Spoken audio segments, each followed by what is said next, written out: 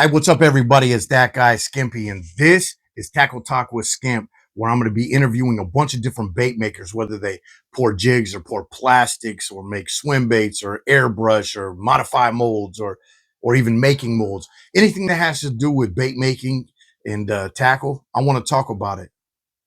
So let's go.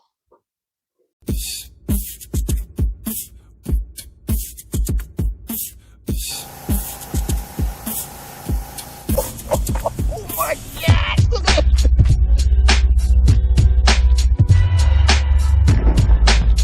Dinko mold. This is the 5-inch one.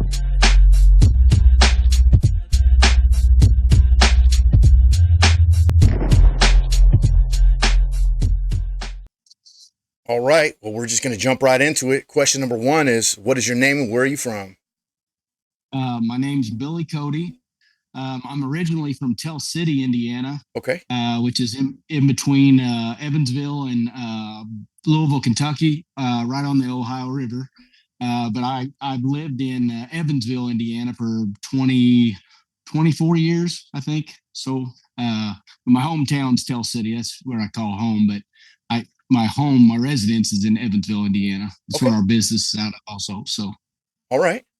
Question number two is, where can we find you? Like, what social media platforms are you on? What's your website? Hogsaladbaitmolds.com is the website. Right. And Hog Salad Bait Molds for Facebook and Instagram. I've got a YouTube page, but I haven't posted anything on it yet. Okay. So Hog Salad, a lot of people are like, where did you get the name Hog Salad? All right. And it's a pretty good story. Okay. So my dad used to be a part of a bass club back in the 70s, and him and Rodney Bryant's his name. My dad's name's Bill Cody. Okay. And he fished with Rodney Bryant, and they won this tournament. And everybody wants to know, would you catch it on, Cody? And all that stuff. And my dad and I both are kind of pranksters and stuff anyway, kind of jokesters. And well, my dad back in the 70s, they didn't have molds and stuff like that. Right. So dad used plaster of Paris. I don't know if you're familiar with plaster of Paris. It's like I was going to say, yeah. I thought I had some up here, but I guess I don't. I used to have a box, but yeah, I've made molds. You used to make them out of plastic. Oh, yeah. Well, Dad made, if you look at I've even got a sketch of it where he sketched. My dad's a real good artist, and he sketched up. I go, what did it look like? And he sketched it up and showed it to me or whatnot. This bait that he made, and if you look at our logo, it's got a bobber in the middle of it, almost all like the worms. Yeah. Well, he used that as the core part of it in the middle. And then he used man's jelly worms, the faded tail jelly worms. And he melted down a bunch of those worms and poured this bait and stuck a treble hook in the middle of it, as a joke, So when he came up there and they're like, Cody, what'd you catch that fish on? He had that on a bait. Oh, man. On his rod. And he goes, I caught it on old Hog Salad. Yeah. And that's, I don't know if Rodney Bryan will ever hear that, but it's one of Dad's buddies. And he can validate, the story and everything. And Dad told me that's how that's how we came up with the name Hog Salad, basically. Very awesome. Very awesome. Yeah. Question number 3 is, how long have you been fishing?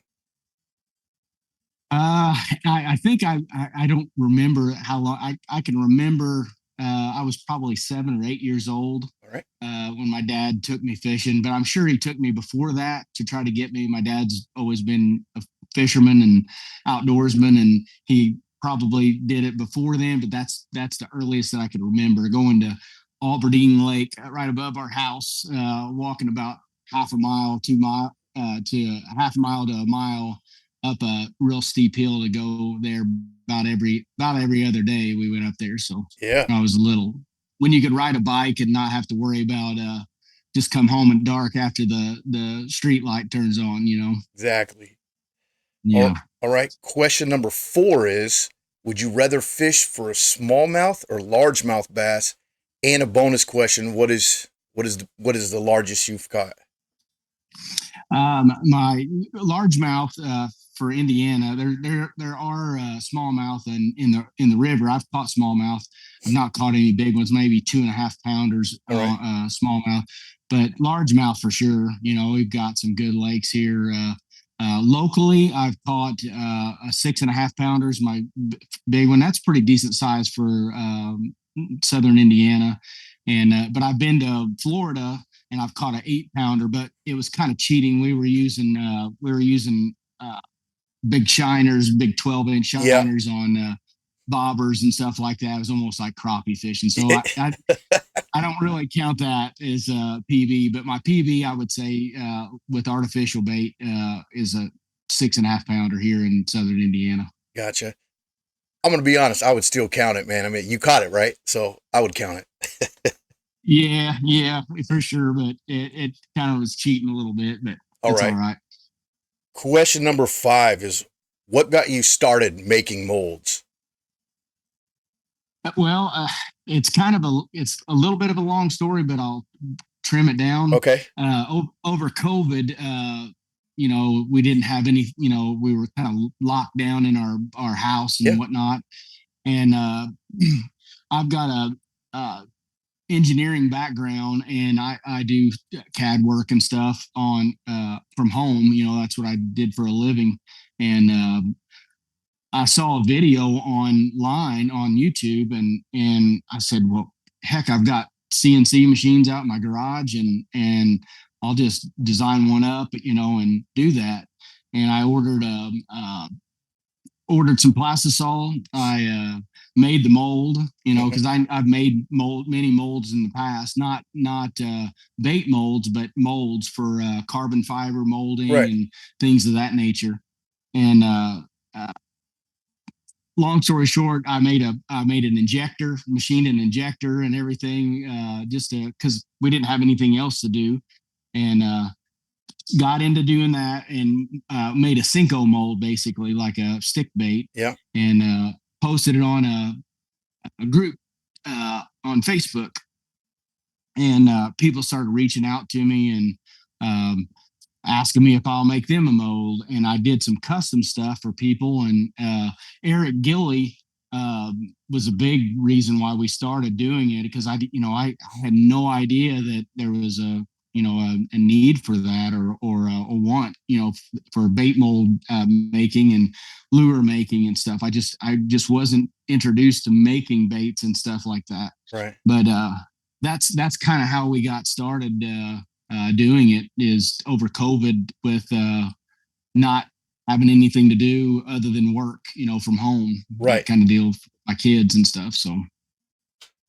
Okay. Well, question number 6 is, what is your favorite mold to make?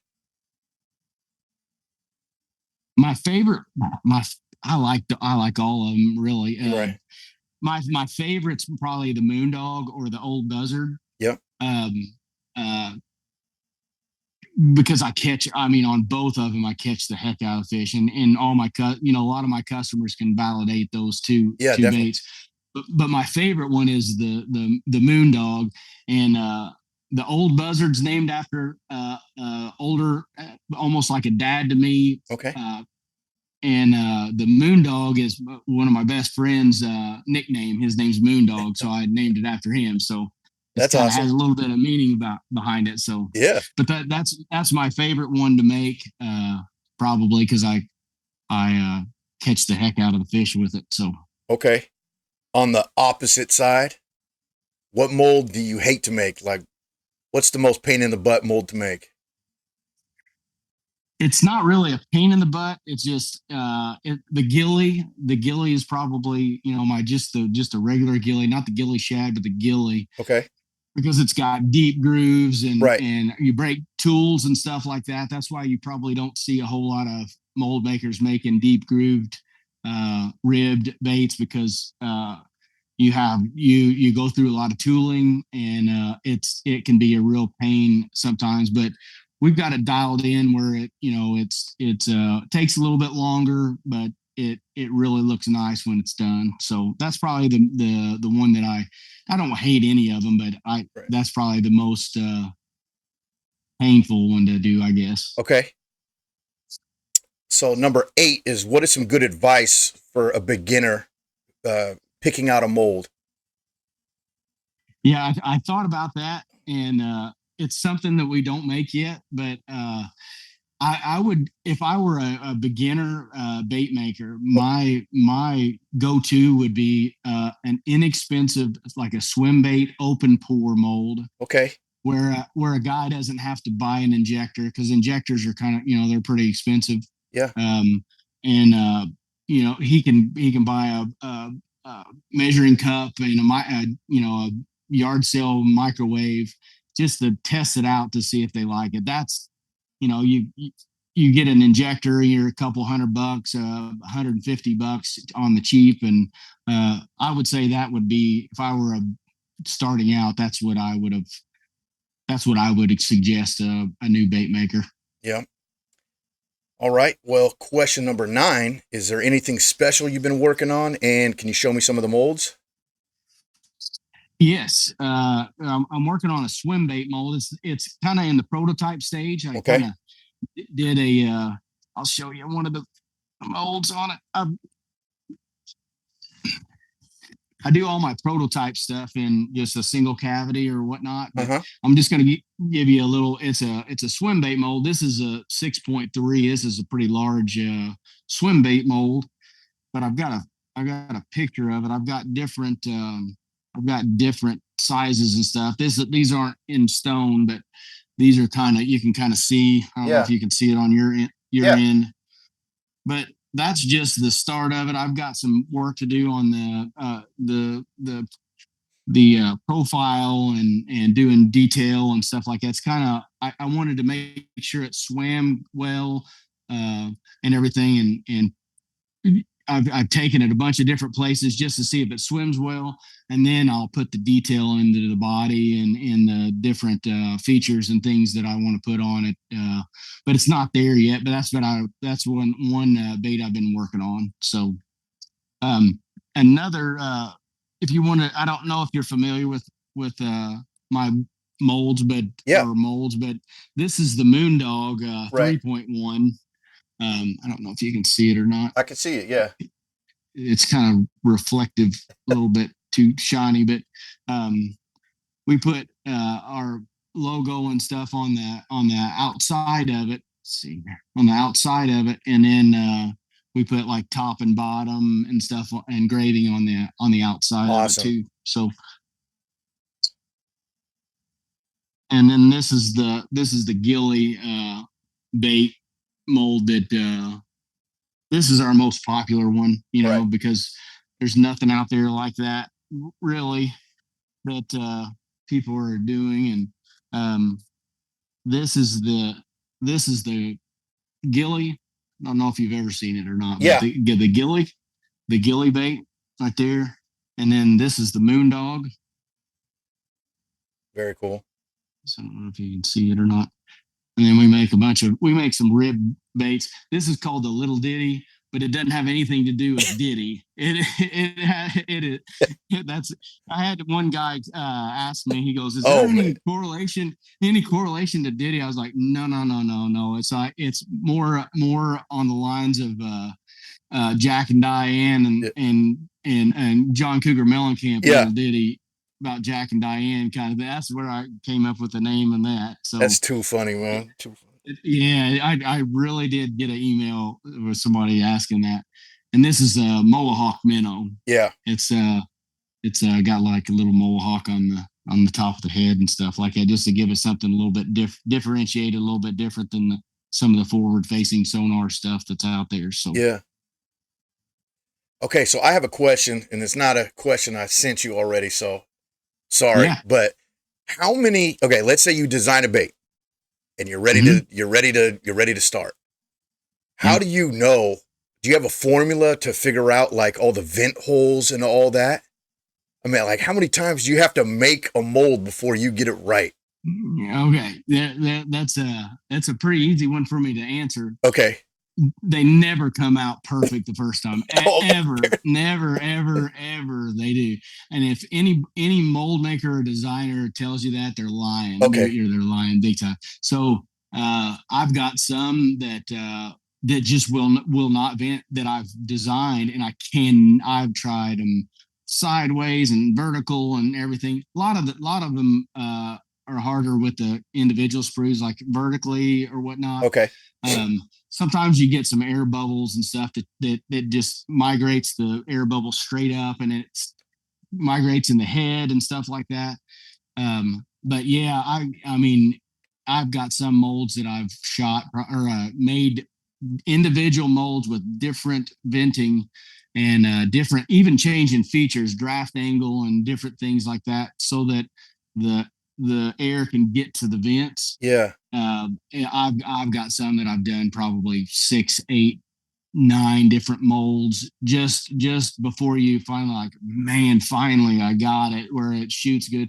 Because you can't send anything, you can't make a mold if you can't make a mold that doesn't vent, because you will get emails after emails after emails if it's not right. So you have to be, your mold's got to be perfect when you get done with it, or you're going to get, you're going to get some upset customers. And that's one thing we don't want to do. We've got some really good customers. I mean, we've got a really good customer. I have to give a shout out. I don't know if you can see it or not. You know, Toby Jordan with 5-0 Baits. Yep. Yeah. He sent me this shirt not too long ago and everything, but very awesome. We've got some pretty good customers and stuff. So got some good affiliates, Eric Gilly and Jacob Wood, and I'll get in trouble if I forget numerous other guys helping me. Bar Down Baits, he's came on just recently and stuff, but we got really good customers. My wife also helps with the mold. She has a daytime job. She helps with shipping and all that stuff. Help out. And I've got another guy that works with us. So yeah, it's the mold stuff though, the venting and stuff like that. That's definitely it's different with every bait. That's what I was thinking. I was just wondering if you had some type of formula, like, okay. I could get software with this with a program. I use SolidWorks is the program that I use, and you can buy a injection mold integration to it, but it's like $30,000 or something like that, and it'll help you find those voids and places where air will get trapped and things of that nature. But it's easier for me to just prove it out manually than spend $30,000 on software to try to do that. But exactly. there's really no need for that. You've done enough molds that kind of you get better at each time, but sometimes you get one that mold that's just, and you really love it, and it's got a bunch of appendages and stuff on it. It looks really cool, but you just can't get it to vent, and you just kind of put it off to the side. And because if it doesn't vent and all the appendages don't form out and everything, customers want, flawless baits. But if you look at a bait in a like a Zoom bait or something, you open the bag, they got voids all over them, that sort of thing. So a lot. It's a lot of people are pretty particular about that. So okay, and I don't blame them either, because they're paying pretty good money for what they're buying. So absolutely, yeah. All right, I have one more question for you. And this is actually one of my favorite questions to ask because it kind of throws people off guard. Question number 10 is, if you could fish with anybody dead or alive, who would it be? Well, he's alive, and it's my dad. You Okay. know, I definitely I try to get him to fish some Thursday night derbies with me and stuff like that. But last three that we did, it was like 95 degrees or something like that. It was real hot, and Yeah. whatnot. But he'll be 75 this year, and he's he's taught me.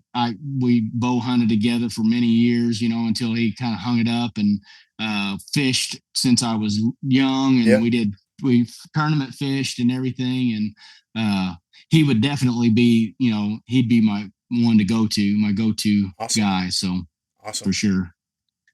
All right. Well, that's all the questions I have for you. I know you already gave some shout outs, but usually at the end, I tell people, do you have anything you want to add or any shout outs? Uh, I don't really have any shout outs. I just appreciate all my customers and stuff that Absolutely. have supported us and everything through the years. And all the affiliates that's helped do everything, all my people that's helped me with the marketing and things like that. Just I can't thank them enough for helping. And a big shout out to Eric Gilly. I mean, Yeah. he when we started, um, he really was a big help. You know, he posted a lot of video. He doesn't do a whole lot of videos anymore, but really the gilly bait is. I asked him. You know, I'm like kind of in honor of him. That's what we named that Yeah. after. So if a little context, uh, and the that's he was pretty big part when we first started doing it, and still is a big part of it. You know, he even with him not doing many videos and much because of life, you know, doing different things. I Yeah. don't think he makes baits and sells them anymore, but yeah, he's helped out a bunch. So yeah, that's I think it's about all the shout outs that I can think of, and my wife, you know, for Yeah. sure, and my Absolutely. family, my three daughters for putting up with me out here doing the molds and stuff. So All right. Well, hey, I appreciate you coming on. That's all the questions I have for you. Everybody watching, I appreciate you guys watching, and that's the show. Cut. cut.